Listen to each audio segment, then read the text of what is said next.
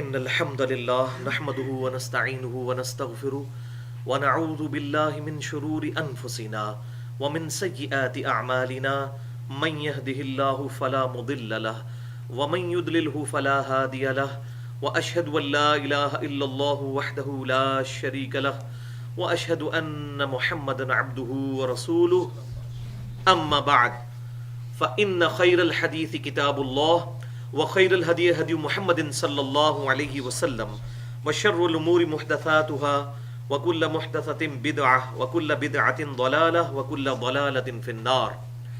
أعوذ بالله السميع العليم من الشيطان الرجيم من همزه ونفخه ونفثه. بسم الله الرحمن الرحيم. رب اشرح لي صدري ويسر لي أمري واحلل عقدة من لساني يفقهوا قولي. بسم الله الرحمن الرحيم. ان اللہ وملائکته یصلون علی النبی یا ایھا الذین آمنوا صلوا علیہ وسلموا تسلیما. اللهم صل علی محمد وعلی آل محمد كما صلیت علی ابراہیم وعلی آل ابراہیم انک حمید مجید.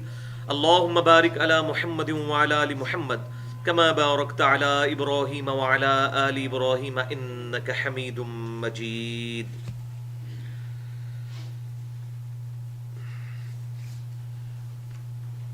آج قرآن کلاس نمبر 113 میں 7 دسمبر 2013 اور 3 اور 4 صفر 1435 ہجری کی درمیانی رات انشاءاللہ تعالی ہم سورۃ الاعراف کی آیت نمبر 37 سے شروع کریں گے. بسم اللہ الرحمن الرحیم. فمن اظلم ممن افترى علی اللہ کذبا. تو اس شخص سے بڑھ کر ظالم کون ہوگا جو اللہ تعالیٰ پر جھوٹ باندھ دے، اللہ تعالیٰ کی طرف ایسی بات منسوب کرے جو اس نے تعلیم نہیں فرمائی. یہ کانٹیکسٹ پچھلے ہی چل رہا ہے کہ مشرکین عرب نے اپنی خود ساختہ شریعت بنا لی تھی اور وہ اس شریعت پہ اتنے محکم تھے کہ آپ صلی اللہ علیہ وسلم کی اصلاح کے باوجود حق بات قبول کرنے کے لیے آمادہ نہیں ہوتے تھے. تو اللہ تبارک و تعالیٰ نے ان کو کنڈیم کیا ہے کہ اس سے بڑھ کر ظالم کون ہے جو اللہ پر جھوٹ باندھے کہ کہے کہ یہ اللہ کی شریعت ہے اور وہ اللہ تعالیٰ کی طرف سے نازل نہ ہوئی ہو. انہی بڑی برائیوں میں سے ایک طواف کعبہ وہ بالکل برہنہ ہو کر کرتے تھے اور کہتے تھے چونکہ اللہ تعالیٰ نے ہمیں بالکل بغیر لباس کے دنیا میں بھیجا تو سب سے اعلیٰ طواف یہ ہے کہ انسان اپنے تمام لباس اور کپڑے وغیرہ اتار کر تو طواف کرے والعیاذ باللہ تعالیٰ. تو جسٹیفیکیشن وہ اپنی غلطی کی یہ دیتے تھے. تو اللہ تعالیٰ فرما رہا ہے کہ اس سے بڑھ کر ظالم کون ہے جو اللہ تعالیٰ پر جھوٹ باندھے. اللہ تعالیٰ نے تو کوئی ایسی شریعت نازل نہیں فرمائی. او کذب بآیاتہ، یا پھر وہ شخص بہت بڑا ظالم ہوگا جو اللہ تعالیٰ کی آیات کو جھٹلا دے گا. ایک وہ جو اپنی طرف سے خود ساختہ عقائد اللہ تعالیٰ کی طرف منسوب کر دے، وہ سب سے بڑا ظالم ہے. اور دوسرا وہ کہ جس کے پاس حق بات آ جائے، پیغمبر کی دعوت پہنچ جائے، کتاب پہنچ جائے، اس کے باوجود اس حق کو قبول نہ کرے، تو یہ بھی اتنے ہی بڑے لیول کا ظالم ہے. اور اسی میں امپلائیڈ ہے کہ جو لوگ پیغمبر ہوتے نہیں ہیں لیکن جھوٹا دعوی پیغمبری کرتے ہیں وہ بھی بہت بڑے ظالم ہیں، کیونکہ وہ بھی اللہ تعالیٰ پر جھوٹ باندھنے والے ہوتے ہیں. اولئک ینالہم نصیبہم من الکتاب. ایسے لوگوں کو مل کر رہے گا ان کا حصہ جو کہ مقرر ہے کتاب میں، یعنی لوح محفوظ میں جو ان کی قسمت لکھی ہوئی ہے. اس وجہ سے نہیں کہ اللہ تعالیٰ نے ان کو اس قسمت کا یا ڈیسٹنی کا پابند کیا، بلکہ اس وجہ سے کہ انہوں نے اللہ تعالیٰ کی نافرمانی کی. اس کی پاداش میں جو کچھ ان کے ساتھ ہونے والا ہے وہ ان کے ساتھ ہو کر رہے گا. اور اس کی پہلی قسط جو ہے وہ موت کے وقت ہی آ جائے گی. عذاب کی 4 قسطیں ہیں. ایک تو دنیا کے اندر جو سورہ الف لام میم السجدہ میں آتا ہے کہ ہم دنیا کی زندگی میں بھی انہیں کچھ نہ کچھ عذاب دیں گے، شاید یہ ہماری طرف پلٹ آئیں. دوسری قسط موت کے وقت نزع کے عالم میں فرشتے ان پر عذاب شروع کر دیں گے. اس کا ذکر سورہ الزمر میں بھی گزرا اور سورۃ الانعام کے اندر بھی گزرا، سورہ الزمر کے اندر آئے گا اور اس سورت میں بھی آنے لگا ہے. اور تیسری عذاب کی قسط قبر کے اندر اور چوتھی عذاب کی قسط جو فائنل قسط ہے بڑے لیول کی، وہ ہے آخرت میں، وَلِعَوْذُ بِاللَّهِ تعالی۔ تو اللہ تعالیٰ فرما رہا ہے ایسے لوگ، ان کو اپنے اعمال کی بدولت وہ عذاب پہنچنے والا ہے، حتی اذا جاءتہم رسلنا، یہاں تک کہ جب ان کے پاس ہمارے فرشتے آئیں گے، یہاں رسول سے مراد بھیجے ہوئے فرشتے، یتوفونہم، کہ جو ان کی روح کو قبض کریں، ان پر موت طاری کریں، قالوا این ما کنتم تدعون من دون اللہ، تو فرشتے کہیں گے بھائی اب وہ کہاں گئی ہستیاں جن کو تم اللہ کے علاوہ سمجھتے تھے کہ وہ ہمیں بچا لیں گے، اب کہاں ہیں جن کو تم اللہ کے علاوہ پکارا کرتے تھے؟ قالوا ضلوا عنا، وہ کہیں گے وہ سب کا سب ہم سے جاتا رہا، ہمارے ہاتھوں کے طوطے اڑ گئے، یہ ساری کی ساری باتیں باطل ثابت ہوئیں، کوئی بھی نہیں ہمارا بچانے والا۔ وَشَهِدُوا عَلَىٰ أَنفُسِهِمْ أَنَّهُمْ كَانُوا كَافِرِينَ، اور یوں وہ اپنے اعمال پر خود گواہی دے دیں گے کہ بے شک وہ ناشکرے تھے، کفر کرنے والے تھے، انکار کرنے والے تھے۔ تو کفر سے مراد یہ نہ سمجھیے گا یہودی، عیسائی یا ہندو یا بدھسٹ، کفر عربی میں کہتے ہیں انکار کرنے والے کو، جو اپنے عقیدے اور اعمال دونوں کے ذریعے انکار کرتا ہے وہ تو مطلقاً کافر ہے، جس کو ہم عموماً کافر سمجھتے ہیں، لیکن قرآن و سنت کی ٹرمنالوجی میں، اس کی اصطلاح میں، وہ لوگ بھی کافر ہیں جو عملاً اللہ تعالیٰ کی شریعت کی پاسداری نہیں کرتے، جیسا کہ سنن ابی داؤد میں صحیح سند کے ساتھ حدیث موجود ہے، من ترک الصلاۃ متعمدا فقد کفر، جس نے جان بوجھ کر نماز چھوڑی گویا کہ اس نے کفر کیا۔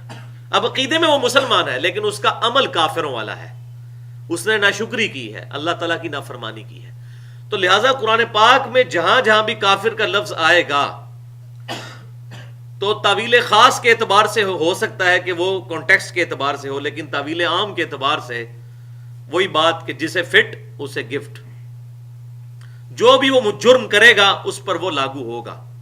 یہ نہیں ہے کہ اب ٹریفک سگنل کا جو سپاہی ہے وہ اگر اشارہ توڑ دے گا تو اس کے اوپر کوئی ایلیگیشن نہیں آئے گی اور صرف عام آدمی پر آئے گی، ایسا نہیں ہوگا، رول تو سب کے لیے ہے۔ اسی طریقے سے اگر کافر اللہ تعالیٰ کی نافرمانی کرتا ہے تو اس پر بھی عذاب آنا ہے، اور مسلمان کرتا ہے تو اس پر بھی آنا ہے، بدرجہ اولا آنا ہے۔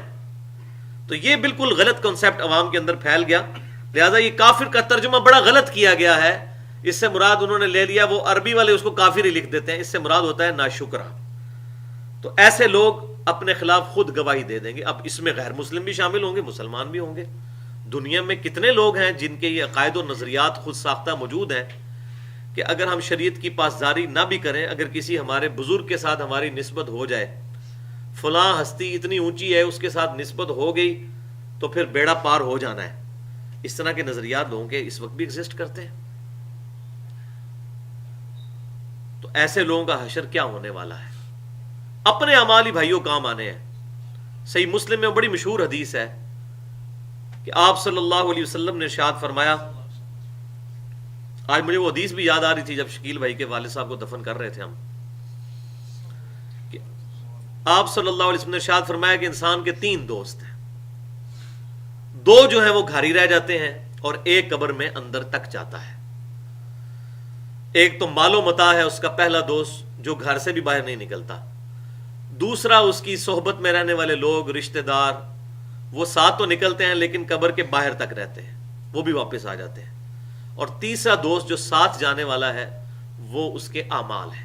اب وہ اچھے ہیں یا برے ہیں، اس اعتبار سے اچھا یا برا اس کے ساتھ ہونے والا ہے، وَلِعَوْذُ بِاللَّهِ تعالی۔ اس حوالے سے جتنی بھی سوز و گداز پہ مبنی احادیث ہیں، صحیح بخاری اور صحیح مسلم سے 17 احادیث میں نے ایک لیکچر میں ریکارڈ کروائی ہیں، مسئلہ نمبر 51 کے نام سے، رزق حرام، فتنہ مال، دنیا پرستی کا انجام اور اس کا علاج۔ قرآن پاک سے بھی جتنی بھی اس فلسفے پر آیات تھیں وہ ساری ایک انٹلیکچوئل ترتیب کے ساتھ، پلس وہ 17 احادیث جو بخاری اور مسلم کی متفقن علیہ احادیث ہیں، اکثر ان میں سے وہ میں نے اس میں الحمدللہ بیان کی ہیں۔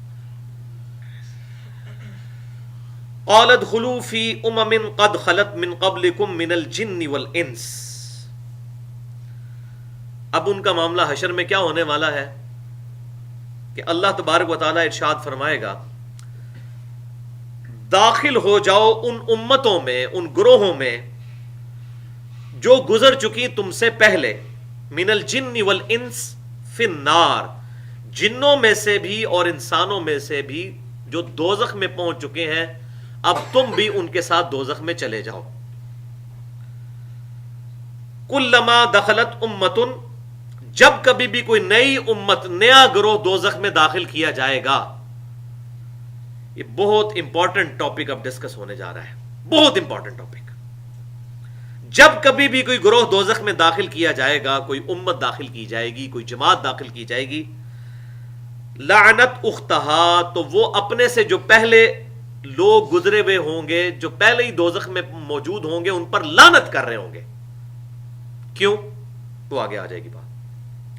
حتی اذا ادارکوا فیہا جمیعا، یہاں تک کہ سب کے سب لوگ جب دوزخ میں جمع ہو جائیں گے، یعنی اگلی امتیں، اگلے گروہ، اگلے جتنے ان کے آباء و اجداد اور بزرگ تھے، وہ سب کے سب دوزخ میں پہنچ گئے، اور ان کے پیچھے آنے والے بھی دوزخ میں پہنچ گئے. ظاہر ہے کہ انہی کے پیچھے چل رہے تھے.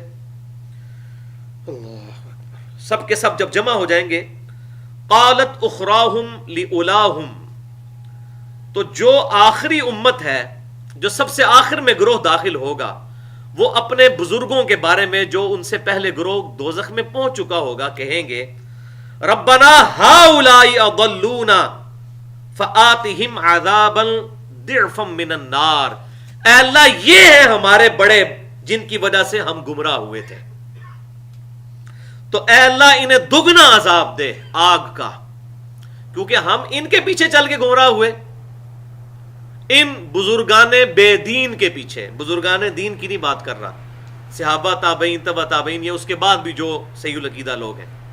بزرگان بے دین، جو اکثریت اس امت کے اندر بھی بزرگان بے دین کی ہے، تو ان کے فالورز دنیا میں تو بڑا ہے، ان کے ناموں کے پیچھے جناب کیا کچھ کرنے کے لیے تیار ہیں، اور راگ الاپتے ہیں، اور اپنا دم بھرتے ہیں ان کے ناموں کے ساتھ. لیکن جب دوزخ میں پہنچ جائیں گے نا، تو ان کو پھر پتہ چل جائے گا ہم کن لوگوں کے ساتھ لگے رہے. تو کہیں گے اے اللہ ہماری ان بزرگوں پر جو یہ پہلے ہم سے گروہ داخل کیے گئے، ان پہ دگنا عذاب بھیج. کیوں؟ ربنا ہؤلاء اضلونا، یہ ہیں وہ لوگ جنہوں نے ہمیں گمراہ کیا تھا، یہ ہمارے بزرگ ہیں جنہوں نے ہمیں گمراہ کیا تھا، ان کی وجہ سے ہم دوزخ میں پہنچے. اب یہ اپنا لیم ایکسکیوز وہاں پہ رکھیں گے، چلے ہم تو ڈوبے ہیں صنم، تمہیں بھی لے ڈوبیں گے، وہ تو پہلے ہی ڈوبے ہوئے، اے اللہ ان کو ڈبل عذاب دے، تاکہ ہمیں تسلی ہو جائے اس بات کی کہ ان بزرگوں نے ہمیں گمراہ کیا تھا، ان کے لیے عذاب بھی ڈبل ہے. اب اللہ تعالیٰ کی طرف سے بھی گاڑا فتویٰ آ رہا ہے. قال لکل ضعف ولکن لا تعلمون، اللہ تعالیٰ فرمائے گا تم سب کے لیے ہی ڈبل عذاب ہے، لیکن تمہیں اس بات کا علم نہیں ہے. کیوں ہو رہا ہے یہ ڈبل عذاب؟ وہ علم والی بات کیا ہے کہ بات یہ ہے کہ غلام احمد قادیانی نے جو امت کو گمراہ کیا، ایک امت کو دوزخ میں لے کے گیا، تو اس کے پیچھے آنے والے اگر یہ کہیں کہ غلام احمد قادیانی اور اس کی پوری پارٹی کو عذاب دے، انہوں نے ہمیں گمراہ کیا، یہ میں مثال کے طور پر کہہ رہا ہوں، ورنہ تو باقی مکاتب فکر میں بھی ایسے نکل آئیں گے کافی تھوک کے حساب سے. تو وہ جو ان کے بعد آنے والے ہیں ان کو تو گمراہ کرنے والے وہی ہیں نا، اور ان کے بعد جو آنے والے ہیں ان کو گمراہ کرنے والے وہ ہیں. تو یہ پوری چین چل رہی ہے، ہر ایک آنے والے کا بزرگ ہے. اس وقت غلام احمد قادیانی کا پڑپوتا مسند پہ بیٹھا ہوا ہے نا، تو اس کا بزرگ تو ہوگا ان کا پوتا، اور اس کا بزرگ ہوگا ان کا والد، اور اس طریقے سے پوری چین چلے گی. اور باقی مکاتب فکر میں بھی آپ دیکھ لیں جس طریقے سے لوگ پورے سلسلے در سلسلے بناتے جاتے ہیں، اور آگے فرقہ در فرقہ امت کو ڈیوائیڈ کیے جاتے ہیں. تو اللہ تعالیٰ فرمائے گا سب کے لیے عذاب ہے، اس لیے دگنا عذاب ہے سب کے لیے، کہ اگر تمہارے بزرگوں نے تمہیں گمراہ کیا تو تم نے بھی تو آنے والوں کو گمراہ کیا، تم بھی تو ان کے بزرگ ہو، ہر بزرگ کے اوپر ایک بزرگ بیٹھا ہوا ہے. تو اس طریقے سے پوری چین ہے. اب جب اللہ تعالیٰ کی طرف سے یہ اناؤنسمنٹ ہوگی تو وہ جو بڑے بزرگ ہوں گے نا، گرو گھنٹار جو ان کے ہیں، بڑے جوگی، وہ کہیں گے وقالت اولاہما لاخراہم، تو سب سے بڑے بزرگ جو ہیں وہ بعد میں آنے والے اپنے بچوں کو کہیں گے جو ان کے فالورز ہوں گے، فما کان علیکم فما کان لکم علینا من فضل، کہ دیکھو تم میں ہم پر کوئی فضیلت حاصل ہی نہیں ہو سکی، تمہیں بھی ڈبل عذاب ہو رہا ہے اور ہمیں بھی، اور تم چاہتے تھے ہمیں ڈبل ہو تو تمہیں بھی اللہ نے ڈبل دے دی ہے. اوتے بھی چھیڑن گے ایک دوے نو. استغفر اللہ، فذوقوا العذاب بما کنتم تکسبون، بس چکھو اس عذاب کو بدلے میں ان اعمال کے جو تم کیا کرتے تھے. یہ ہے کانٹے کی بات جو دوزخ میں جا کے ان کے بزرگوں کو بھی سمجھ آ جائے گی. وہ بزرگ کہیں گے کہ بھائی اگر ہماری وجہ سے تم کہہ رہے ہو کہ ہمیں ڈبل عذاب ہو تو یہ سارے اعمال تو تم نے خود کیے تھے، تمہیں نہیں اللہ نے عقل دی ہوئی تھی. وقالوا لو كنا نسمع ونعقل ما كنا في اصحاب السعير، اور دوست کی جب دوزخ میں پہنچیں گے تو کہیں گے کاش ہم دنیا میں بات سن لیتے اور اپنی عقل سے کام لے لیتے تو آج دوزخ میں نہ پہنچتے. تو اللہ تعالیٰ فرمائے گا فاعترفوا بذنبهم فسحقا لاصحاب السعير، پھٹکار ہو ان دوستیوں پر، انہوں نے اپنے اصلی جرم کا اعتراف کر لیا. فاعترفوا بذنبهم، اصلی جرم یہی ہے اپنی عقل اور کان ان چیزوں کو استعمال نہ کرنا. فسحقا لاصحاب السعير، تو پھٹکار ہو ان دوستیوں پر. والعیاذ باللہ تعالی. ان الذین کذبوا بآیاتنا. اچھا یہ جو ٹاپک آیا ہے نا بزرگ پرستی کا، اس حوالے سے قرآن پاک میں دو اور مقامات بھی بڑے اہم ہیں. ایک سورۃ الاحزاب کی آیت نمبر 66 سے لے کر 68 تک، اور پھر اس کا کلائمیکس ہے سورہ حامیم السجدہ کی آیت نمبر 29، جس میں دوست کی جب دوزخ میں پہنچیں گے تو کہیں گے اے اللہ جو ہمارے بزرگ تھے، چاہے وہ جنوں میں تھے یا انسانوں میں سے، جنہوں نے ہمیں گمراہ کیا، کیونکہ جنہوں نے بھی تو دوزخ میں جانا ہے، اے اللہ آج ہمارے بزرگوں کو ہمارے حوالے کر، ہم انہیں اپنے پاؤں کے نیچے روندیں گے کہ ان کی وجہ سے ہم گمراہ ہوئے. ادھر بزرگوں کے نام لیتے ہیں، وہاں کہیں گے ان کو ہمارے حوالے کر، ہم انہیں جوتیوں کے نیچے روندیں تاکہ یہ اسفل میں چلے جائیں. والعیاذ باللہ تعالی. تو آج ٹاپک نہیں ورنہ بات اور طرف نکل جائے گی. اس پہ میں آلریڈی 2 گھنٹے کی گفتگو کر چکا ہوں، مسئلہ نمبر 71A کے نام سے، بزرگوں کی اندھا دھند پیروی کا انجام اور اس کا علاج. ایکسکلوسیو الحمدللہ اسی ٹاپک پہ وہ لیکچر ہے. پورے قرآن پاک سے آیات جہاں جہاں اس ٹاپک پہ تھیں کہ بزرگ پرستی اصل میں جرم ہے جس کی وجہ سے قومیں دوزخ تک پہنچیں گی، اس میں نے الحمدللہ ڈیٹیل کے ساتھ اور اس کا علاج بھی تجویز کیا ہے. قرآن ہی نے ساتھ علاج بتا دیا کہ کتاب اللہ اور آپ صلی اللہ علیہ وسلم کی تعلیمات کو پکڑ لو، اس کے اندر ہے کامیابی. ان الذین کذبوا بآیاتنا، بے شک وہ لوگ جنہوں نے ہماری آیات کو جھٹلا دیا. اب جھٹلانا بھی 2 طرح کا ہوگا، ایک تو ہے کہ ان کو اللہ کی آیات نہ ماننا، اور دوسرا یہ کہ آیت تو ماننا لیکن اپنی مرضی کرنا، پریکٹیکلی نہ ماننا. وَاسْتَكْبَرُوا عَنْهَا، اور ان آیات سے تکبر کیا. لا تفتح لهم ابواب السماء ولا يدخلون الجنہ، تو ان کے لیے نہ تو آسمانوں کے دروازے کھولے جائیں گے اور نہ ہی ان کو جنت میں داخل کیا جائے گا. حتی یلج الجمل فی سم الخیاط، یہاں تک کہ اونٹ سوئی کے ناکے سے گزر جائے. یہ عرب کا محاورہ تھا، اللہ تعالیٰ کے لیے تو ناممکن نہیں ہے اونٹ کو سوئی کے ناکے میں سے گزارنا، لیکن لوگوں کے اعتبار سے یہ عرب کا محاورہ استعمال کیا گیا کہ جس طرح یہ اتنی موٹی بات ہے کہ نہ تو اتنی بڑی سوئی ہوتی ہے کہ جس کے اندر سے اونٹ گزر جائے، اور نہ اونٹ اتنا چھوٹا ہو سکتا ہے کہ سوئی کے ناکے سے گزر جائے. یہ جتنی امپاسبل بات ہے فزیکل فینومینا آف نیچر کے تحت، اتنی یہ امپاسبل بات ہے کہ جنہوں نے اللہ کی آیات کو جھٹلایا اور اس سے تکبر کیا کہ وہ جنت میں پہنچ جائیں اور آسمانوں کے دروازے ان کے لیے کھولے جائیں، کیونکہ جنت تو اوپر ہے.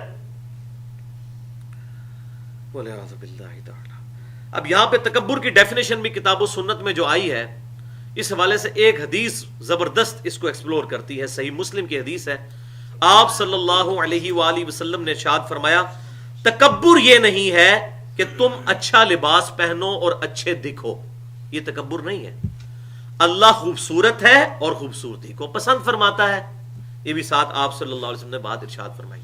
اور پھر فرمایا تکبر یہ ہے کہ تم دوسروں کو حقیر سمجھو اور حق بات سے اناد کر لو، دل گواہی دے دے کہ یہ بات حق ہے لیکن اکڑ میں آ جاؤ. اکڑ یہی ہے نا کہ بات نہیں مانی. اب ایک بندے کو صحیح بخاری اور صحیح مسلم سے نماز کا طریقہ کھول کر بتا دیا جائے کہ بھائی یہ وہ طریقہ ہے جو صحیح سند کے ساتھ آپ صلی اللہ علیہ وسلم کا ہماری اہل سنت کی کتابوں میں موجود ہے، بلکہ سیم طریقہ اہل تشیع کی کتابوں میں موجود ہے، پھر بھی وہ اکڑ کرے اور سنت کے مطابق نماز نہ پڑھے اور کہ ہم تو فلاں بزرگ کے پیچھے چلنے والے، ہم تو فلاں کے ساتھ اٹیچ ہیں، تو یہی تو بزرگ پرستی ہے. اور قرآن پاک میں یہاں تک ہے کہ جو اچھے بزرگ ہوں گے جن کی طرف لوگوں نے غلط باتیں منسوب کی ہوں گی وہ قیامت والے دن خود انکار کر دیں گے، اے اللہ یہ ہمارے فالوور نہیں تھے، انہوں نے خام خواہ ہمارا نام استعمال کیا. یہ بھی ہو سکتا ہے کیس. عیسیٰ علیہ السلام کہیں گے. اب عیسیٰ علیہ السلام تو وجیہن فی الدنیا والآخرہ ہے، لیکن 1.75 بلین کرسچنز، 2.25 ارب اس وقت روئے ارض پہ جو نصارہ ہیں، سو کالڈ عیسائی، عیسیٰ علیہ السلام کے بارے میں جو غلط عقائد وہ پروپیگیٹ کیے ہوئے ہیں، تو عیسیٰ علیہ السلام کا تو کوئی قصور نہیں ہے، تو وہ ان سے اعلان برات کر دیں گے قیامت والے دن. تو اللہ تعالیٰ فرما رہے ہیں ایسے لوگ جو تکبر کرنے والے ہیں، حق بات سے اناد کرنے والے ہیں. آپ دیکھ لیں یہ بھی کانٹیکسٹ یہی بتا رہا ہے کہ جنہوں نے ہماری آیات کو جھٹلایا وہ ہے تکبر کرنے والے. کہ ایک بندے کو بتایا کتاب اللہ میں یہ بات لکھی ہوئی ہے کہ بھئی ایاک نعبد و ایاک نستعین، اے اللہ ہم صرف تیری عبادت کریں گے اور غائب میں مدد کے لیے، دعا کے لیے صرف تجھی کو پکاریں گے. اب اس کو یہ سنا رہے ہیں، آگے سے وہ میں سنا رہا ہے، سن فریاد پیراں دیا پیرا، میری فریاد سنی کن تھر کے ہو، بیڑا میرا وچ کھپراں دے جتھے مچ بھی نہ بہندے ڈردے ہو. ہم اس کو قرآن بتا رہے ہیں، وہ آگے سے ہمیں شعر سنا رہے ہیں. تو ڈینائی کرنے والا ہے نا، آیات کو جھٹلانے والا ہے. جو ڈیفینیٹ چیز ہمارے پاس ہے وہی کتاب اللہ ہے. یہی حجۃ الوداع پر آپ صلی اللہ علیہ وسلم نے امت کو دی، یہی آپ صلی اللہ علیہ وسلم نے غدیر خم پر دی، یہی آپ صلی اللہ علیہ وسلم کا وصی ہے. اور پوری زندگی آپ صلی اللہ علیہ وسلم جب بھی خطبہ دیتے ہیں، اما بعد فإن خیر الحدیث کتاب اللہ، آگاہ ہو جاؤ کہ سب سے بہترین بات جو ہے کلام وہ اللہ کی کتاب ہے. وخیر الہدی ہدی محمد صلی اللہ علیہ وسلم، اور ہدایت یافتہ راستہ محمد صلی اللہ علیہ وسلم کا ہے. سیدھی سیدھی بات ہے، یہ کوئی راکٹ سائنس نہیں جو سمجھ نہ آئے کسی کو.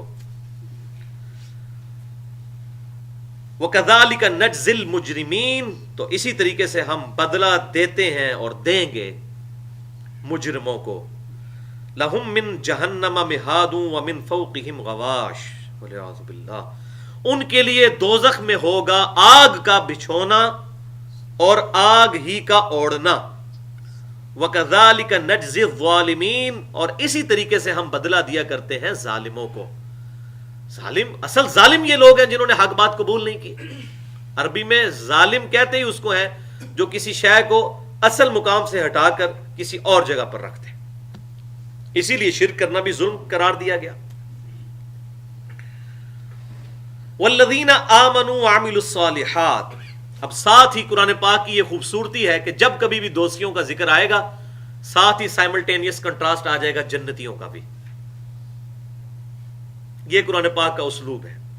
دوستیوں کا ذکر ہے، ساتھ ہی اللہ تعالیٰ نے دوسرے لوگوں کا بھی ذکر کر دیا کہ وہ لوگ کہ جو ایمان لے کر آئے اور انہوں نے نیک اعمال اختیار کیے.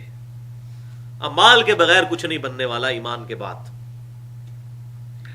لا نکلف نفسا الا وسعها، تو ہم کسی بھی جان کو تکلیف نہیں دیتے مگر اس کی وسعت کے مطابق.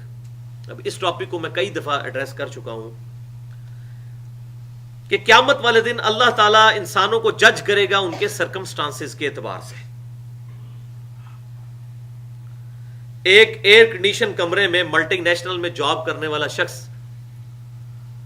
جس کو 1 سے لے کر 2 بجے تک نماز کا وقفہ ہوتا ہے اور کھانے کا، اور وہ اپنے اے سی والے کمرے سے اٹھ کر اس کے ساتھ ہی اے سی والے پریئر ہال میں جہاں ایئر کنڈیشننگ کا انتظام موجود ہے جماعت کے ساتھ نماز نہیں پڑھ سکتا اور نماز کو ڈیلے کرتا رہتا ہے، یا آخری وقت میں جا کے پڑھتا ہے، یا قضائی کر دیتا ہے، چھوڑ دیتا ہے.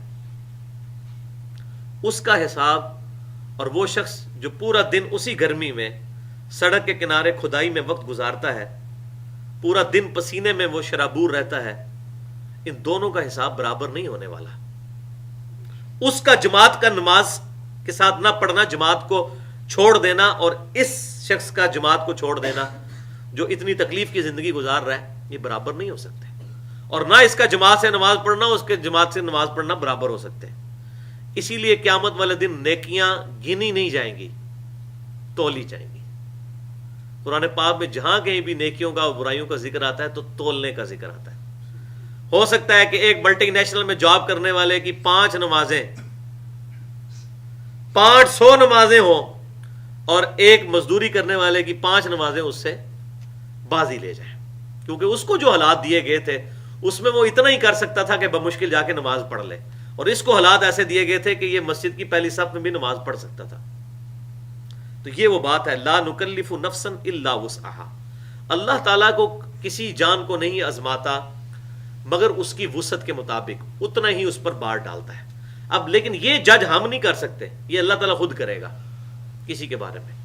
ڈیٹم لائن اپنی جگہ رہے گی۔ اب یہ نہیں ہے کہ ایک بندہ مزدوری کر رہا ہے، وہ کہہ رہا ہے میں مزدوری کر رہا ہوں تو میں نماز نہیں پڑھوں گا، جس طرح اکثر لوگ کرتے ہیں، جی اور جی بال بچے کا پیٹ پالنا بھی تو جناب عبادت ہے، تو نماز چھوڑ دیتے ہیں۔ وہ عبادت اپنی جگہ ہے، یہ عبادت اپنی جگہ ہے۔ اب کوئی شخص یہ کہتا ہے جناب پانی پینے سے بھی پیٹ بھر جاتا ہے لہذا روٹی کھانے کی ضرورت نہیں ہے، تو کہتا ہے کوئی ہے ایسا بے وقوف؟ روٹی اپنی جگہ کھاتے ہیں، پانی اپنی جگہ پیتے ہیں۔ اسی طریقے سے نماز پڑھنا الگ سے عبادت ہے، رزق حلال کمانا الگ سے عبادت ہے، دونوں الگ الگ آبلیگیشنز ہیں۔ ایک کی وجہ سے دوسری ساقط نہیں ہونے والی، نہ دوسری کی وجہ سے پہلی ساقط ہونے والی ہے، نہ حقوق اللہ کی وجہ سے حقوق العباد ساقط ہونے والے ہیں، اور نہ حقوق العباد کی وجہ سے حقوق اللہ ساقط ہونے والے ہیں۔ یہ تو ٹوٹل پیکج لینا ہے۔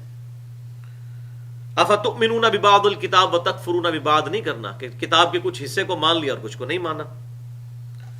تو اللہ تعالیٰ خود اس کے شاکلہ کے مطابق، اس کے سرکمسٹانسز کے مطابق اس کو جج کرے گا۔ اولئک اصحاب الجنہ، یہ ہیں جنت والے، ہم فیہا خالدون، رہیں گے اس میں ہمیشہ ہمیش۔ اب ایک اور اہم ٹاپک ڈسکس ہونے جا رہا ہے جنتیوں کے بارے میں پرٹیکولر۔ وَنَزَعْنَا مَا فِي صُدُورِهِم مِّن غِلٍّ تَجْرِي مِن تَحْتِهِمُ الْأَنْهَارُ، اور ہم نکال دیں گے جو ان کے سینوں میں قدورتیں ہوں گی ایمان والوں کی ایک دوسرے کے بارے میں، تجری من تحتہم الانہار، تو وہ اس جنت میں داخل ہوں گے کہ جس کے نیچے نہریں بہتی ہوں گی۔ اب کئی اہل ایمان بھی ایسے ہیں جو اللہ کے حضور تو دونوں کی بخشش ہو گئی، لیکن دنیا میں ان کی آپس میں ناراضگی تھی، تو اللہ تعالیٰ فرما رہے قیامت والے دن ان کا آپس کا جو یہ اس طرح کی نفرتیں تھی وہ بھی ہم نکال دیں گے، بالکل پاک صاف کر کے ان کو جنت میں داخل کریں گے۔ کیونکہ ظاہر ہے کہ جب بندہ دونوں ہی جنت میں داخل ہو گئے پھر تو کنکھیوں سے ایک دوسرے کو دیکھیں گے، دشمنی تو ختم ہونے والی نہیں ہے۔ تو یہی ہو سکتا ہے کہ اللہ تعالیٰ زبردستی کسی کے دل سے یہ بات نکال دے، ورنہ تو بڑے نیک لوگ ہوتے ہیں اور آپس میں کیسا جیلسی فیکٹر ہوتا ہے۔ خود امام بخاری رحمۃ اللہ علیہ کو ان کے استاد نے ایک بالکل ہٹ درمی اور ضد کی وجہ سے، استاد کی ہٹ درمی اور ضد تھی، اپنی مجلس سے نکال دیا۔ لیکن امام بخاری میں ایسی للہیت تھی کہ انہوں نے امام ذیلی اسی امام سے بخاری میں حدیثیں بھی لی ہیں، یعنی وہ اتنے پازیٹیو ان کی اپروچ تھی۔ بعد میں امت کو پتہ چل گیا کہ کون بندہ اس معاملے میں حق پہ تھا۔ آج امت کا وہی عقیدہ ہے جو امام بخاری کا ہے قرآن پاک کے بارے میں۔ وہ امام ذیلی کہتے تھے کہ یہ قرآن جو ہم خود چھاپتے ہیں یا یہ جو قرآن پاک کی جو سیاہی اس پہ موجود ہوتی ہے یہ بھی غیر مخلوق ہے۔ تو امام بخاری رحمہ اللہ کا یہ موقف تھا کہ قرآن تو غیر مخلوق ہے لیکن اس کے صفات، اس کی جلد اور اس پہ جو ہم انک سے ہم لکھتے ہیں وہ تو ہماری تخلیق ہوتی ہے، وہ مخلوق ہے، اور بالکل لاجیکل بات ہے۔ لیکن وہ غلو کرتے تھے اس مسئلے میں، وہ کہتے تھے نہیں۔ لیکن آج امت کا یہی عقیدہ ہے کہ قرآن پاک جو ہم چھاپ رہے ہوتے ہیں، جو لکھا گیا، جو اللہ کی طرف سے نازل ہوا، وہ تو غیر مخلوق ہے، لیکن جو اس کی انک ہے، جو لکھنے والا کاتب ہے، وہ اس کے ہاتھ کی لکھائی ہے، وہ تو مخلوق ہے، ظاہر ہے وہ خود لکھ رہا ہے۔ ہاں وہ اصل قرآن تو اللہ کے پاس لوح محفوظ میں موجود ہے۔ تو امام بخاری کا یہ عقیدہ تھا، آج امت کا وہی عقیدہ ہے۔ تمام اہل سنت کے تمام گروہ، حنفی، شافعی، مالکی، حنبلی، اہل حدیث، سب کے سب، ایون اہل تشیع کا یہی عقیدہ ہے۔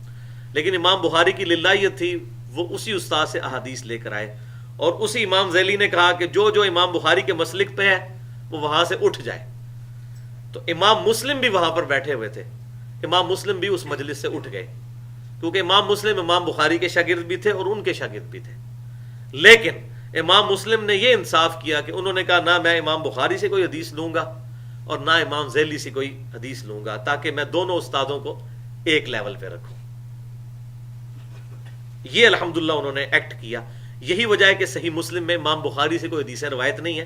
یہ بعض اہل بدعت اعتراض کرتے ہیں کہ جی وہ امام بخاری سے حدیثیں امام مسلم نے کیوں نہیں لی، تو اس کے پیچھے وجہ یہ تھی، ورنہ امام مسلم نے تو ٹوٹلی صحیح بخاری کو دیکھ کر ہی اپنی کتاب لکھی ہے، اسی کو انہوں نے رول ماڈل بنایا اپنے لیے۔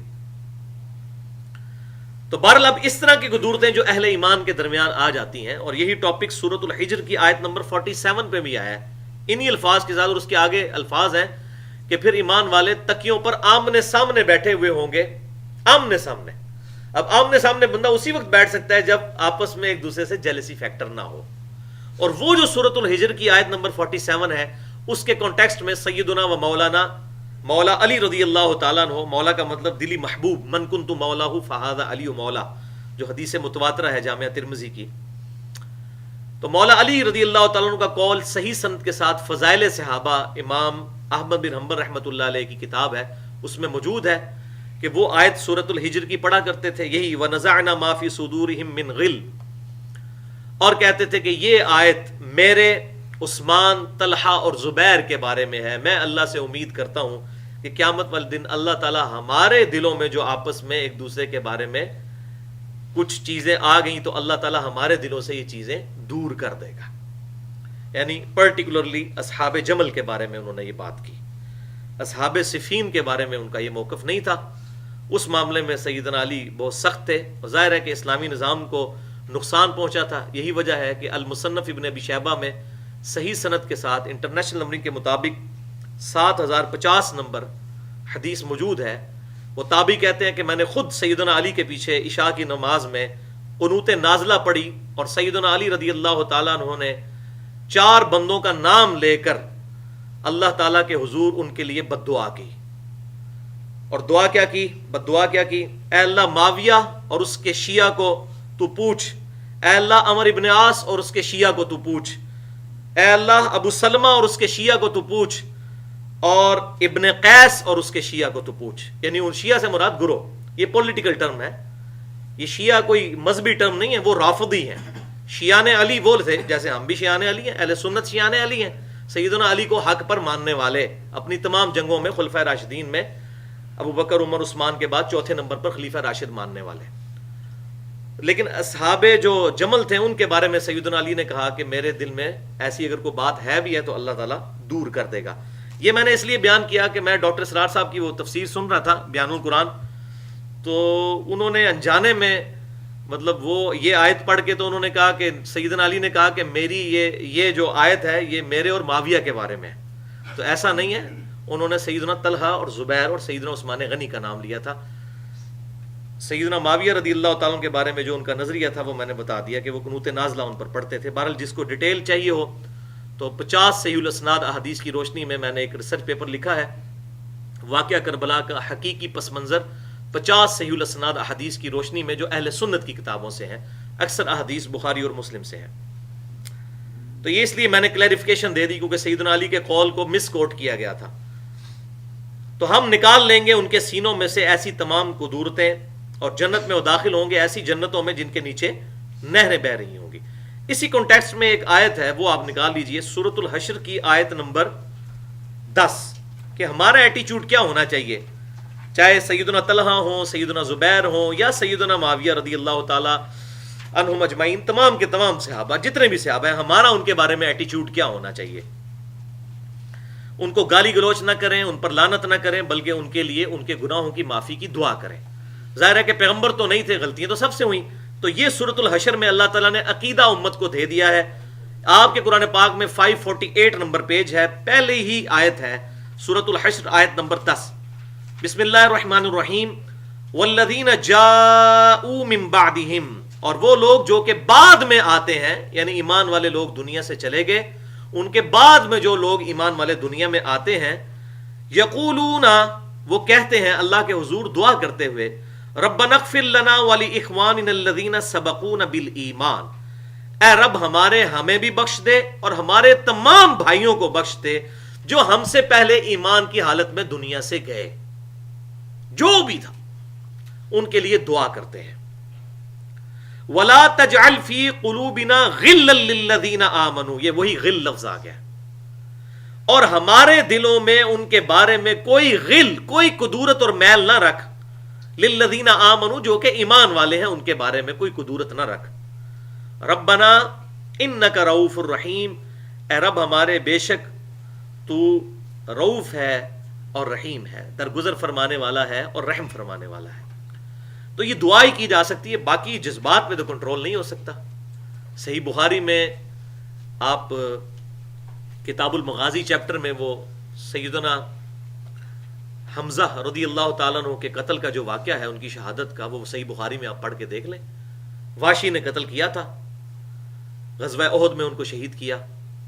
فتح مکہ ہوا تو واشی بھاگ کر، یہ پوری بخاری کے اندر حدیث ہے جو مسئلہ نمبر 66A کے اندر میں نے بیان کی ہے. محرم اور واقعہ کربلا سے متعلق 5 علمی پوائنٹس جو پچھلے محرم الحرام میں نے تقریباً 2.25 گھنٹے کی گفتگو کی تھی، اس میں نے وہ پوری حدیث بخاری کی بیان کی تھی.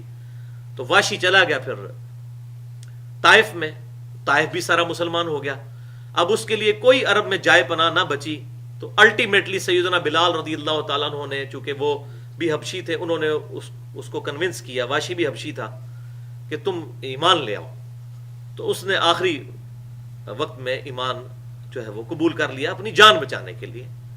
لیکن ایمان قبول کیا، فتویٰ تو ظاہر پہ لگتا ہے. بعد میں اللہ تعالیٰ نے اسے بہت بڑا کام لیا، مسلمہ کذاب کو بھی انہوں نے قتل کیا، اسی صحیح بخاری کی حدیث میں آتا ہے. بہرحال اس وقت ایمان لے آئے، نبی صلی اللہ علیہ وسلم کے سامنے پیش کیا. آپ صلی اللہ علیہ وسلم نے فرمایا واشی تیرا ایمان تو میں قبول کر لیتا ہوں، لیکن مجھے اپنی شکل نہ دکھانا، میرے سامنے تم نے کبھی نہیں آنا، کیونکہ مجھے اپنا چچا یاد آتا ہے.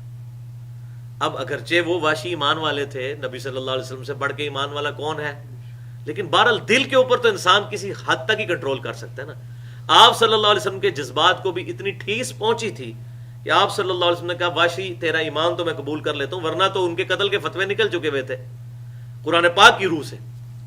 لیکن نبی صلی اللہ علیہ وسلم نے شفقت فرمائی اور کہا اتنی شفقت کافی ہے کہ میں تجھے معاف کرتا ہوں، لیکن مجھے اپنی شکل نہیں تو نے دکھانی. وہ پھر پوری زندگی آپ صلی اللہ علیہ وسلم کے سامنے نہیں آئے. تو اس طرح کا معاملہ نبی صلی اللہ علیہ وسلم کے ساتھ بھی ہوا. لہٰذا آج بھی اگر کسی بندے کو کسی بندے کے بارے میں کوئی دل کے اندر غل آ جاتا ہے تو ظاہر ہے کہ ایک خاص حد تک ہی دعا کی جا سکتی ہے، وہ اللہ تعالیٰ ہی قیامت والے دن دور کرے تو کرے، ورنہ دور ہونے والا نہیں ہے. جیسا کہ سیدنا علی کے دل میں آیا، ظاہر ہے ان کو تکلیف پہنچی تھی، اسلامی نظام سارا برباد ہوا اور پوری خلافت راشدہ ختم ہوئی. اس لیے سیدنا علی نے پھر سنت پر عمل کرتے ہوئے قنوت نازلہ پڑھی ایک ایک کا نام لے کر. تو یہ میں بات بتا رہا ہوں کہ انہوں نے سنت کے مطابق عمل کیا، کہ کوشش کی کہ اسلامی نظام کو بچایا جائے. اور اس کے لیے کیا ہو سکتا تھا، آپ صلی اللہ علیہ وسلم بھی دشمنوں پہ قنوت نازلہ پڑھتے تھے. اور وہ حدیث یاد کر لیجئے، سنن ابی داؤد، ترمذی اور ابن ماجہ کی، علیکم بسنتی وسنت الخلفاء الراشدین المہدیین. اور پورا کانٹیکسٹ چلتا ہے کہ میرے بعد تم بہت اختلاف دیکھو گے، اس وقت تم پر لازم ہے کہ تم میری اور میرے خلفائے راشدین کی سنت کو لازم پکڑ لینا. لہٰذا سیدنا ابوبکر صدیق خلیفہ راشد تھے، ان کے خلاف جو لوگ کھڑے ہوئے، ہم سیدنا ابوبکر صدیق کو حق پر مانتے ہیں. اسی طریقے سے سیدنا عمر کا دور تو فتنوں سے پاک تھا کافی حد تک. سیدنا عثمان کے دور میں جتنے لوگ ان کے خلاف کھڑے ہوئے، انہوں نے جو کچھ ایکٹ کیا وہ بالکل ایسا ایکٹ تھا کہ اللہ تبارک و تعالیٰ کی بارگاہ میں انتہائی بہت بڑا جرم تھا کہ انہوں نے خلیفہ راشد کو شہید کر دیا. لہٰذا ہم سیدنا عثمان کے ساتھ. اسی طریقے سے سیدنا علی رضی اللہ تعالیٰ کے دور میں بھی جن جن لوگوں نے آپ کے خلاف بغاوت کی، تو اس حدیث کے تحت کہ تم بدعت دیکھو گے تو تم پر میری اور میرے خلفائے راشدین کی سنت لازم ہے، تو ہم سیدنا علی رضی اللہ تعالیٰ عنہ کو حق پر مانتے ہیں. اور اس پہ الگ سے پورا اس ریسرچ پیپر میں احادیث بھی موجود ہے. وقالوا الحمد للہ الذی ہدانا لہذا. اب یہ ایمان والوں کی فطرت دیکھیں کتنی زبردست ہوتی ہے. جب وہ جنت میں پہنچیں گے وہ یہ نہیں کہیں گے ہمارا کارنامہ ہے، وہ کہیں گے کل تعریف اس اللہ کے لیے ہے جس نے ہماری جنت تک رہنمائی کر دی. اللہ اکبر. یہ سلیم الفطرت جو لوگ ہوں گے، ایمان والے لوگ، ہر وقت اللہ سے ڈرنے والے لوگ، نیک امال کرنے کے باوجود اللہ تعالیٰ سے ڈرتے رہنے والے لوگ، وہ کہیں گے تمام تعریفیں اس رب کے لیے ہیں کہ جس نے ہماری رہنمائی کر دی جنت تک. وما کننا لنہتدی لولا ان ہدانا اللہ. ہم کبھی بھی ہدایت پر نہ ہو سکتے اگر اللہ تعالیٰ ہمیں ہدایت نہ دیتا. حالانکہ انہوں نے ہدایت خود چوائس کی تھی، لیکن والذین جاہدوا فینا لنہدینہم سبلنا. جو لوگ ہماری راہ میں کوشش کرتے ہیں پھر ہم ان کے لیے راہیں کھول دیتے ہیں. لیکن ایمان والے اتنی اچھی فطرت پہ ہوتے ہیں کہ وہ ٹوٹلی تفویض، اپنے امر کا تفویض اللہ تعالیٰ کی طرف کر دیتے ہیں کہ اللہ ہی نے سب کچھ کیا. لقد جاءت رسل ربنا بالحق. بے شک آئے تھے ہمارے رب کے رسول حق کے ساتھ ہمارے پاس. ظاہر ہے رسولوں کو پکڑنے والا تو پھر جنت تک ہی پہنچے گا نا جی. اب رسول آئے تھے تو رسول کی دعوت تو انہوں نے خود ہی قبول کی تھی نا. زبردستی ہوتی تو ابو جہل کو بھی ہدایت مل جاتی. اپنی مرضی سے قبول کی تھی نا. تو رسولوں کو کوٹ کیا جا رہا ہے کہ رسولوں کی دعوت قبول کرنے والے. وَنُودُوا أَن تِلْكُمُ الْجَنَّةُ، اور ان خوش نصیبوں کو ندا دی جائے گی کہ یہی ہے وہ جنت، اورثتموها، کہ جس کا تمہیں وارث بنایا گیا ہے، بما کنتم تعملون، بدلے میں تمہارے اعمال کے جو تم کیا کرتے تھے. یہ دیکھیں اللہ تعالیٰ کی قدر شناسی. بندے کہہ رہے ہیں کہ اے اللہ تیرا کرم ہے، اور اللہ تعالیٰ کہہ رہا ہے یہ جنت تمہیں ملی ہے تمہارے اعمال کی وجہ سے. اس بات کو اب سمجھیں، اور حقیقت یہی ہے جو اللہ تعالیٰ نے فرمایا ہے. وہ بندوں کی عاجزی ہے کہ وہ اپنی ہر نیکی کو اللہ کی طرف منسوب کرتے ہیں، لیکن حقیقت یہ ہے کہ ہمیں خود بھی پتا ہے. اور میں کہتا ہوں انسان کے پاس سب سے بڑا ایسٹ ہی یہی ہے کہ ہم اپنی مرضی سے اپنے رب کو چوائس کرتے ہیں. اگر انسان اللہ تعالیٰ کو دنیا میں راضی کرنے میں کامیاب ہو جائے، اور اپنی کوئی راکٹ سائنس نہیں ہے، کوئی اتنا مشکل کام نہیں ہے، نہ کوئی کسی بزرگ کو ڈھونڈنے کی ضرورت ہے. خود کتاب و سنت کو پڑھیں اور نیک اعمال جو پتہ چلتے ہیں اختیار کرنا شروع کریں. میرے خیال ہے دنیا میں کوئی مسلمان نہیں جس کو یہ نہ پتا ہو کہ 5 وقت نماز پڑھنی ہے. ٹھیک ہے، اگر میں صاحب نصاب ہوں تو زکوٰۃ دینی. کوئی 5 بنیادی چیزیں، کلمہ اس نے پڑھنا ہے، استطاعت ہے تو حج کرنا ہے، اور رمضان کے روزے رکھنے. یہ ہمارے عملی تواتر اور اجماع میں چل رہے ہیں. ایون کتاب و سنت کسی نے نہ بھی پڑھی ہو، ہمارے عملی تواتر اور اجماع میں یہ چیزیں ہمیں ٹرانسفر ہوئی ہیں نسل در نسل. یہی کچھ کرنا ہے، لیکن ہے تو مشکل ہے. اور اگر کرنا شروع کریں تو مشکل بھی کوئی نہیں ہے. اپنی ول ہونی چاہیے، انسان کرنا شروع کرے تو اللہ تعالیٰ استقامت دے دیتا ہے. تو یہ میں کہتا ہوں انسان کے پاس سب سے بڑا ایسٹ یہ ہے کہ انسان اپنی مرضی سے اپنے رب کو چوائس کرتا ہے. آپ ایک لمحے کے لیے سوچئے، خود فیصلہ کیجئے کہ ایک ایسا شخص ہے جس کو اللہ تعالیٰ نے زبردستی ہدایت دی ہوئی ہے جیسا کہ فرشتے ہیں، اور ان کے اندر گناہ کرنے کا مادہ ہی موجود نہیں ہے، ان کے اندر دنیا کی لذتوں میں ڈوب جانے کی ایبلٹی کوئی نہیں موجود ہے، اور پھر وہ اللہ کی عبادت کر رہے ہیں. اور ایک وہ شخص ہے جو دنیا کے ان تمام پیڑوں میں، تمام فتنوں میں اور مشکلوں پریشانیوں میں، تمام حالات کے اندر سروائیو کرتا ہوا ایک ایک قدم پھونک کے رکھتا ہے کہ یہاں میرا رب ناراض نہ ہو جائے، یہاں ناراض نہ ہو جائے. حالات بالکل سازگار نظر آتے ہیں حرام خوری کرنے کے لیے، راتوں رات امیر ہونے کے لیے، لیکن اللہ کے ڈر کی وجہ سے بچ جاتا ہے. نیند سخت آئی ہوئی ہے لیکن فجر کے وقت اپنی نیند کو قربان کر کے مسجد میں آ جاتا ہے. اس کے اندر جو ٹیسٹ ہے، جب اس شخص کو جنت ملے گی تو کیا وہ شخص اور وہ فرشتہ برابر ہو سکتے ہیں؟ کبھی نہیں برابر ہو سکتے. انسان واقعی اشرف المخلوقات ہے اگر یہ اپنے رب کو ریسپانس کرے، اور اگر نہ کرے تو سب سے ذلیل ترین مخلوق یہ ہے. ثم رددناه اسفل سافلین، سب سے نچلی. لقد خلقنا الانسان فی احسن تقویم، احسن تقویم اللہ نے بنایا تھا، لیکن جب یہ برے اعمال اختیار کرتا ہے اور اپنی جو اللہ تبارک و تعالیٰ نے اسے جبلی ہدایت دی تھی، جو اس کے ساتھ روح اٹیچ کی تھی، خاص اپنی طرف سے امر، اس کو استعمال کر کے حق بات کو حاصل کرنے کے بعد عمل نہیں کرتا تو خود اپنے آپ کو ڈبوتا ہے. تو یہ بہت بڑا ایسٹ ہے، اور واقعی اللہ تعالیٰ کی بات یہ بالکل 100% ٹھیک ہے کہ اے میرے بندو، یہ جنت کے تم وارث بنائے گئے ہو ان اعمال کے بدلے میں جو تم کیا کرتے تھے. تم نے خود کیے اعمال. اللہ تعالیٰ قدر شناس ہے، الحمدللہ. وَنَادَى أَصْحَابُ الْجَنَّةِ أَصْحَابَ النَّارِ، اور آواز دیں گے جنتی لوگ دوزخیوں کو. اب یہ جنتی جنت میں پہنچ چکے، یہ ڈراپ سین ہو رہا ہے اب، اور دوزخی دوزخ میں پہنچ چکے ہیں. تو اب جنتی جو ہے وہ آواز دیں گے، دوزخیوں کو پکاریں گے، اور اللہ تعالیٰ ان کی آواز وہاں تک پہنچائے گا. دوزخیوں سے کہیں گے ان قد وجدنا ما وعدنا ربنا ما وعدنا ربنا حقا، بے شک ہم نے تو پا لیا اس وعدے کو سچا جو ہمارے رب نے دنیا میں ہم سے کیا تھا کہ بھئی نیک اعمال کرو گے، پیغمبروں کی پیروی کرو گے، کتاب کی پیروی کرو گے، سنت کی پیروی کرو گے تو قیامت والے دن میری رحمت کے مقام جنت میں داخل ہوگے. تو اہل جنت دوزخیوں کو پکار کے کہہ رہے ہوں گے ہمیں تو وعدہ سچا مل گیا. اللہ اکبر. فَهَلْ وَجَدْتُمْ مَا وَعَدَ رَبُّكُمْ حَقًّا، کیا تم نے بھی اس وعدے کو سچا پا لیا جو تمہارے رب نے تم سے کیا تھا؟ کیا کہ میری نافرمانی کرو گے، میرے پیغمبروں کو جھٹلاؤ گے تو آگ تمہارا ٹھکانہ ہوگا. دنیا میں تو تم ایمان والوں کا ٹھٹا اڑایا کرتے تھے، ان کا مذاق اڑایا کرتے تھے. یہ فنیٹکس ہیں، پاگل ہیں، انہوں نے اپنی جوانی میں ہی اپنے آپ کو روگ لگا لی ہے، جوانی میں ہی داڑھی رکھ لی ہے. مسلمانوں کے اندر بھی ایسے لوگ ہیں جو اس بات کے اوپر بھی ٹونٹ کرتے ہیں، روگ لگا لیا اپنے آپ کو. تو تو یہ تو تعویل عام کے اعتبار سے. تعویل خاص کے اعتبار سے جو غیر مسلم جنہوں نے مسلمانوں کو ستایا ہوگا دنیا کے اندر، تو آپ دیکھیں نا سیدنا یاسر اور سمیہ، عمار ابن یاسر کی ماں باپ جو اسلام کے پہلے شہید ہیں، وہ نہیں پوچھیں گے؟ ان کو تو سکون ہی اسی وقت آئے گا جب مظلوم کو قیامت والے دن بدلہ دلایا جائے گا. اس چیز کا جو اس کو سکون ملنا ہے وہ جنت کا بھی نہیں ہے اس کے لیے. اسی لیے اللہ تبارک و تعالیٰ نے دوزخ رکھی ہے تاکہ ایمان والوں کے دلوں کو ٹھنڈک پہنچائے ان کے دشمنوں کو دوزخ میں پھینک کے.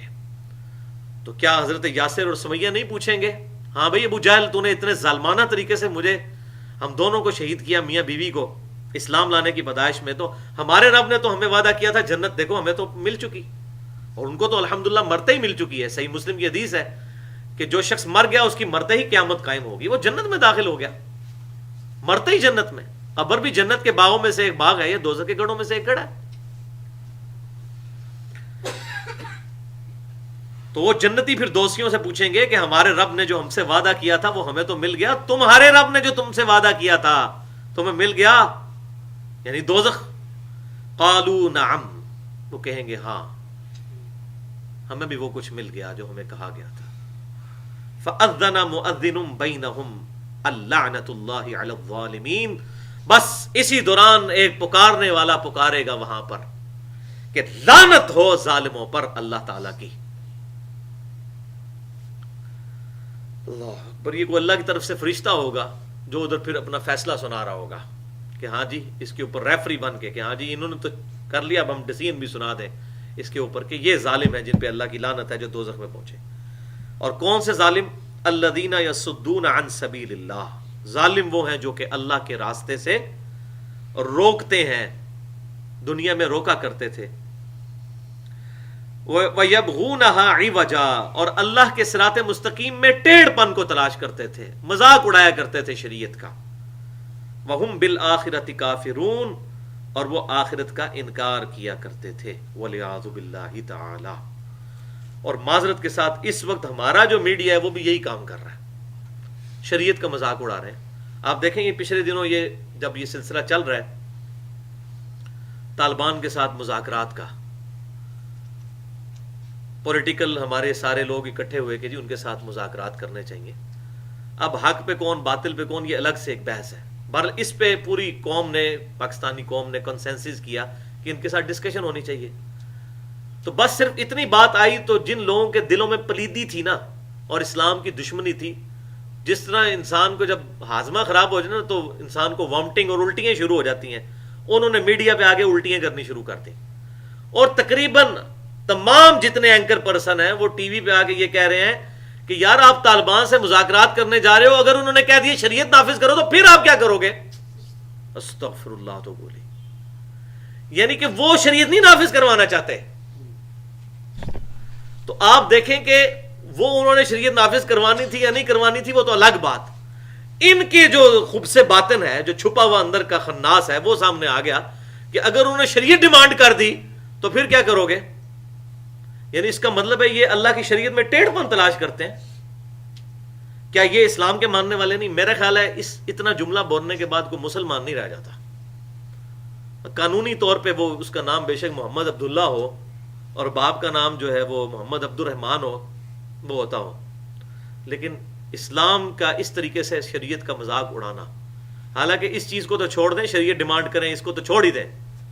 اگر صرف وہ پاکستان کا جو 73 کا آئین ہے نا اس کی شکیں سامنے رکھ دینا، جو ابھی یہ ایک تو بہت شک مشہور ہوگی ہے 62-63 کہ صادق اور امین اس قسم کے لوگ جو ہیں وہ حکمرانی میں آنے چاہیے، تو وہ اسلامی شریعت کو تو چھوڑ دیں. اگر وہ صرف یہ مطالبہ کر دینا کہ آئین کی جو شکیں ہیں نا ان پر عمل درآمد ہم چاہتے ہیں اس ملک کے اندر، پھر بھی ان کا خبث باطن سامنے آ جائے گا. یہ کہیں گے جی آئین میں بھی تبدیلی کریں. ان کا آج بس چلے تو قرارداد مقاصد کو ختم کر دیں، جس کے بعد مولانا مودودی رحمہ اللہ نے بہت پیارا جملہ بولا تھا. جب قرارداد مقاصد پاس ہوئی تو مولانا مودودی نے کہا تھا کہ اب ہماری ریاست نے کلمہ پڑھ لیا ہے، جس میں یہ طے پا گیا تھا کہ اقتدار اعلیٰ کا مالک جو ہے وہ صرف اللہ تعالیٰ ہے. جو ہمیں شروع سے مطالعہ پاکستان میں اور بشرطیہ علوم میں پڑھایا جاتا تھا، بس وہ پڑھایا ہی گیا ہے، پریکٹیکلی نظر نہیں آتا. اور اس کا عذاب بھی ہم بھگت رہے ہیں اس قوم کے اوپر. دنیا میں 2 اسٹیٹس ایسی ہیں جو نظریاتی ہیں، ایک اسرائیل ہے اور دوسری پاکستان ہے. جو نظریے کی بنیاد پہ بنی ہے کہ یہاں پر ہم اسلام کا نفاذ کریں گے، اور اسرائیلیوں نے تو اپنا سب کچھ کر کے دکھا دیا، لیکن یہاں پر جتنی اسلام کی دھجیاں یہاں پر بکھیری جا رہی ہیں، ہر طبقے کے لوگ، چاہے وہ دیندار ہیں یا بے دین ہے، چاہے وہ علماء کا طبقہ ہے یا ٹیچرز کا ہے، ڈاکٹرز کا ہے یا انٹلیکچوئلز کا ہے یا اخباری رپورٹرز کا ہے یا میڈیا کا ہے، سب کے سب لوگ پورا حصہ اس گناہ میں اپنا شامل کر رہے ہیں۔ تو شریعت کا مذاق اڑانا یہ بہت بڑا لمحہ فکریہ ہے، اس کے بعد بندہ مسلمان نہیں رہ جاتا۔ تو آئین کی خالی شکیں صرف نافذ ہو گئیں کہ جو قرارداد مقاصد کہ اسلام کے خلاف کوئی بھی قانون اس ملک میں پاس نہیں کیا جائے گا، سارا بینکنگ کا سودی نظام جو ہے ختم ہو جائے گا۔ تو آئین کے اوپر بھی یہ عمل کر لیں تو بہت بڑی بات ہے۔ شریعت کیا، شریعت خود بخود امپلائڈ ہو جائے گی اس کے اندر۔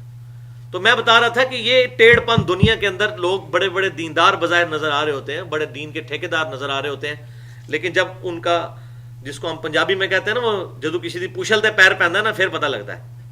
کسی کی دم پہ پاؤں آئے تو پھر پتہ چلتا ہے کہ ہاں جناب اب اس کی دم پہ پاؤں آئے۔ تو میرا خیال ہے جب یہ بات آئی، مذاکرات ہوں یا نہ ہوں، لیکن ان کا جو غلیظ چہرے ہیں ان اینکر پرسنز کے جو ٹی وی پہ بیٹھ کے شریعت کا مذاق اڑا رہے ہیں، یہ بالکل سامنے کھل کے آ گئے ہیں۔ اور یہ ہم لوگ ویسے ہی بڑے خوش ہوتے رہتے ہیں، جی پاکستانی عوام جو ہے وہ چاہتی ہے جناب اسلام، کوئی نہیں چاہتی بھائی اسلام۔ آج آپ ووٹنگ کرا لینا کہ پاکستان میں یہ قانون بنانا چاہیے کہ مردوں کو داڑھی رکھیں اور عورتیں چہرے کا نقاب کریں۔ آپ ریفرینڈم کرا کے دیکھ لیں، آپ کو پتہ چل جائے گا کتنا سارا اسلام ہے اس ملک کے اندر۔ ٹھیک ہے، تو اس لیے میں کہتا ہوں کہ دعوت کا راستہ کبھی نہ چھوڑا جائے۔ اس کا ایک رزلٹ یہ نہ نکال لیا جائے کہ جی ان کو ساروں کو قتل کر کے خود کش حملوں میں مارنا شروع کر دیں کہ سارے کافر ہو چکے ہیں، یہ ایکٹ نہ کیا جائے، بلکہ پازیٹیولی دعوت کی آواز بلند کی جائے، سینہ بسینہ اس چیز کو چلائیں۔ الحمدللہ لوگ چینج ہو رہے ہیں، اور ایک بندہ چینج ہوتا ہے پوری نسل اس کی چینج ہوتی ہے۔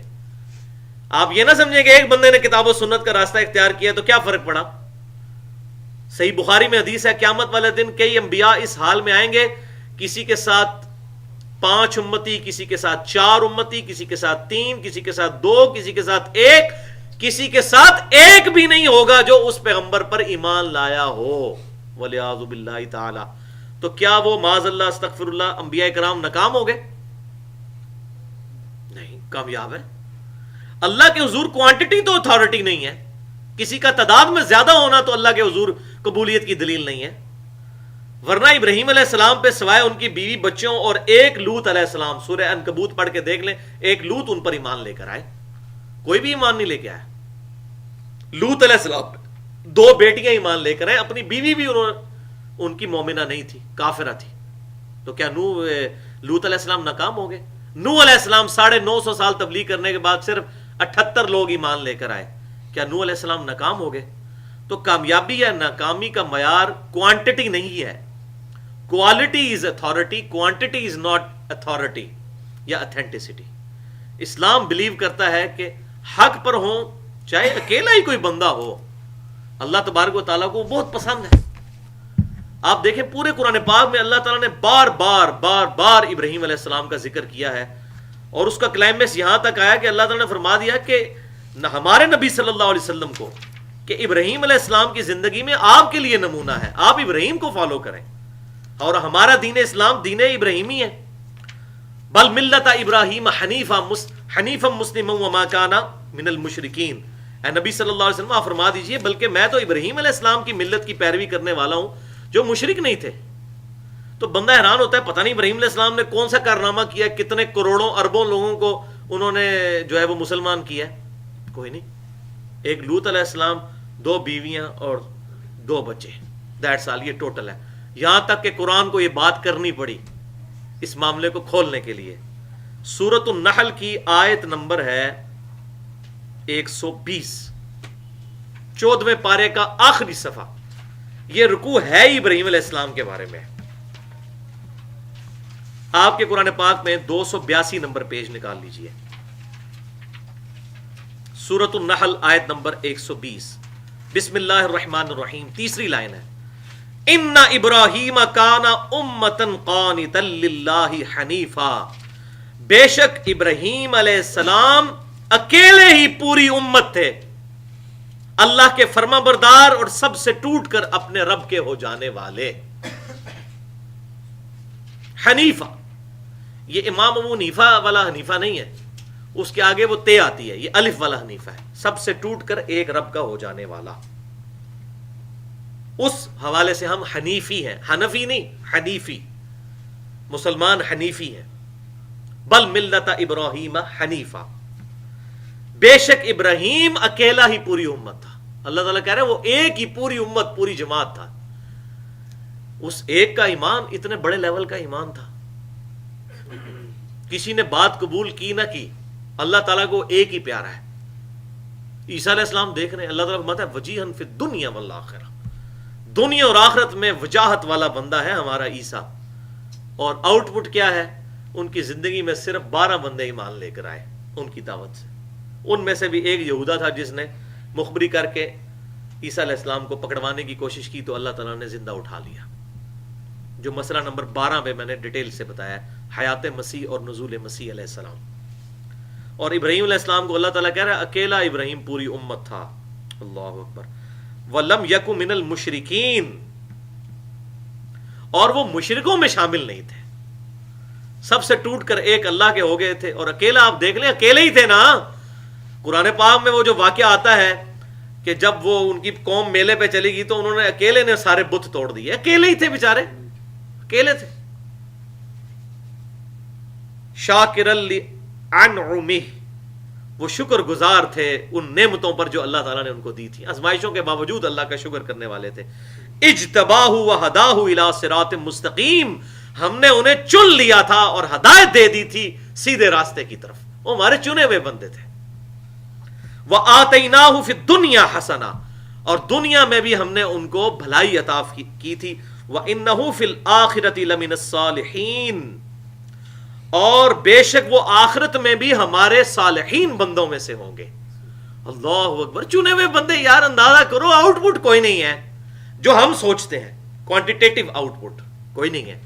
تو یہ میں بتا رہا ہوں کہ دعوت دیں، چاہے ایک بندے تک بھی قرآن کی دعوت پہنچتی ہے، اس کو ہدایت مل گئی۔ تو آپ دیکھ لیں، صحیح بخاری اور مسلم کی متفق علیہ حدیث ہے، سیدنا علی کو جب آپ صلی اللہ علیہ وسلم نے غزوہ خیبر کے موقع پر بھیجا یہودیوں سے قتال کے لیے، اس وقت بھی کہا کہ علی سب سے پہلے دعوت پیش کرنا، اگر تیری دعوت سے ایک بندے نے بھی حق قبول کر لیا تیرے لیے سرخ اونٹوں سے بہتر ہے۔ یعنی میدان جنگ میں بھی پہلے دعوت ہے، تو دعوت کا کام کبھی نہیں چھوڑنا چاہیے۔ اور اگلی آیت دیکھیں، ثم اوحینا الیک، اے محبوب صلی اللہ علیہ وسلم، پھر ابراہیم علیہ السلام کے بعد ہم نے آپ کی طرف وحی کی ہے، ان اتبع ملت ابراہیم حنیفا، کہ پیروی کیجئے ابراہیم علیہ السلام کی ملت کی، جو حنیفہ تھے، سب سے ٹوٹ کر ایک اللہ کے ہو جانے والے۔ وَاذْكُرِ اسْمَ رَبِّكَ وَتَبَتَّلْ إِلَيْهِ تَبْتِيلًا، اپنے رب کا نام لو اور سب سے ٹوٹ کر اس کے ہو جاؤ۔ وَمَا كَانَ مِنَ الْمُشْرِكِينَ، اور ابراہیم علیہ السلام مشرکین میں شامل نہیں تھے۔ اللہ اکبر۔ تو یہ بات ہے بھائیو، اللہ تعالیٰ کے حضور اس چیز کی اہمیت ہے کہ حق پرست چاہے تھوڑے بھی ہوں۔ سیدنا حسین رضی اللہ تعالیٰ عنہ کو دیکھ لیں، ان کے ساتھ تھوڑے سے لوگ ہی تھے، لیکن وہ حق کی جماعت تھی، مخالفین ہزاروں لاکھوں تھے لیکن وہ باطل تھے۔ تو حق پر چاہے تھوڑی سی بھی جماعت ہو، وہ اللہ تعالیٰ کو بڑی محبوب ہے، کیونکہ اللہ تبارک و تعالیٰ لوگوں کی عبادت سے، لوگوں کے یہ سارے کام کرنے سے بے پرواہ ہے۔ ہاں لیکن یہ ضرور ہے کہ اللہ تعالیٰ نافرمانیوں سے ناخوش اور فرما برداری سے خوش ہوتا ہے۔ یہ اکثر لوگ کہتے ہیں اللہ نو کوئی پرواہ نہیں، اللہ نو ساڈیاں نمازاں نہیں چاہیے دیاں۔ او بھائی، اللہ نو نہیں چاہیے دیاں تو انو تے چاہیے دیاں نے نا۔ اللہ کب کہہ رہا ہے مجھے نمازیں چاہیے، لیکن اللہ تعالیٰ کہہ رہا ہے کہ تجھے میری بارگاہ میں کامیابی کے لیے میری پیروی، میرے محبوب صلی اللہ علیہ وسلم کی پیروی کرنا اور میری اطاعت کرنا ضروری ہے۔ یہ تو کبھی کسی نے دعویٰ نہیں کیا کہ اللہ تعالیٰ نے کہیں قرآن پاک میں یا سنت میں کہیں یہ بات آئی ہو کہ اللہ تعالیٰ کو نمازیں چاہیے۔ اور یہ اکثر لوگ کہہ رہے ہوتے ہیں جی فرشتے بھی عبادت کے لیے بہت ہے، اللہ تعالیٰ کو فرشتوں کی عبادت کی بھی ضرورت نہیں ہے۔ ہاں اللہ نے ہمارا مقصد رکھا، وما خلقت الجن والانس الا لیعبدون، ہم نے جن اور انسانوں کو اپنی عبادت کے لیے پیدا کیا۔ عبادت سے مراد صرف نمازیں نہیں ہے، ٹوٹل اوبیڈینس، دین اور دنیا کے ہر شعبے میں ہر وقت اس چیز کو سامنے رکھنا کہ میرا رب مجھے دیکھ رہا ہے، اور اللہ تعالیٰ کی فرما برداری کرنا اور اس کے محبوب صلی اللہ علیہ وسلم کی سنت کی پیروی اختیار کرنا، یہ ہے عبادت۔ اور دل جمی کے ساتھ اللہ تعالیٰ کی اطاعت، اس کی محبت کے ساتھ، یہ ہے عبادت۔ اور محبوب صلی اللہ علیہ وسلم کی اطاعت ان کی محبت کے ساتھ یہ ہے اتباع رسول. اللہ تعالیٰ سے دعا ہے جو حق بات میں نے کہی ہمارے دلوں میں راسخ فرمائے. اگر جذبات میں میرے منہ سے کوئی غلط بات نکل گئی تو اللہ تعالیٰ ہمارے دلوں سے معاف کر دے. ہمیں کتاب و سنت کی تعلیمات کے مطابق عمل کرتے ہوئے دوسروں تک پہنچانے کی توفیق عطا فرمائے. سبحانک اللہم و بحمدک اشہد ان لا الہ الا انت استغفرک و اتوب الیک وما علینا الا البلاغ المبین.